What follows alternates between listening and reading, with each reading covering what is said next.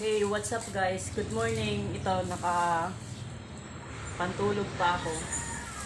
Welcome po sa sa YouTube channel ko. So, ngayon po, ito pong mga damit na to kasi mahirap lang din po kami. Ilang buwan na kami din nakakabayad ng upa ng bayad. Ilang buwan na rin yung kuryente. Pero, ito lang yung may itulong ko sa kanila pagkain kasi wala rin kami. Ito siguro mga katulong mo sa kanila. May isot nila kasi nakatira lang po sila sa gilid ng kalsada. Wala po silang bahay at damit, pagkain sana kasi wala akong pagkain na may itulong kaya ito na lang ang maibigay ko sa kanila. Sana makatulong sa kanila yung mga gamit na ito. Hihingi sila ng kaldero kasi lang wala din kaldero dito sa bahay na sobra, isa lang din.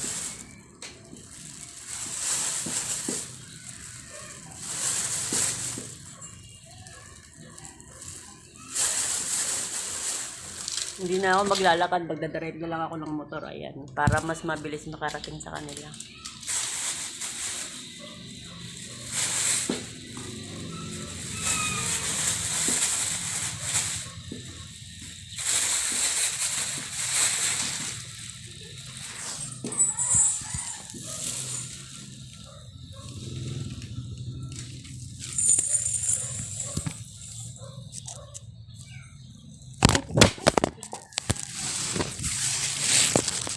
Ayan.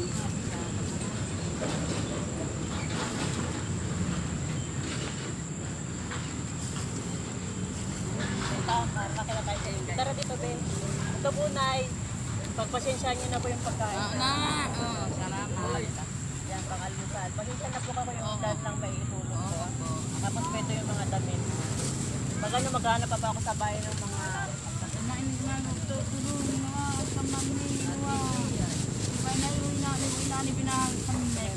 Pwede nyo pa po ito maghanap sa mga anak. Pasensya na po kayo. Ate, tatanungin kita, ate. Ate, ilang araw na po ba kayo dito, ate? Iyon lang kami. Balik na. Ngayon lang po kayo dumating, ate. Wala po kayo ating bahay. Wala. Tapos wala din pong trabaho, ano. Saan po kayo, ate, kumukuha ng pagkain? Mga hingi kami. Kung yung pong medyo meron po kasi po ako, hiwalay po ako sa asawa at talagang wala din po talaga ako. Nakita ko lang to si ate dito. Sila po kasi, wala po talaga siyang planggana. Wala rin talaga ako maibigay. Mahirap lang din po ako. Wala po siyang planggana. At saka, wala silang lutaan. Yung mga meron po, baka sakaling gusto niya pong tulungan si ate. Kahit kaunti lang. Kasi yung mga anak niya po, dito lang po sila natutulog. Dito pa. Yan. Yan po yung tulugan nila.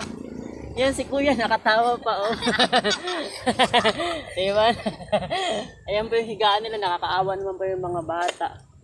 Ayan, paano pag umulan?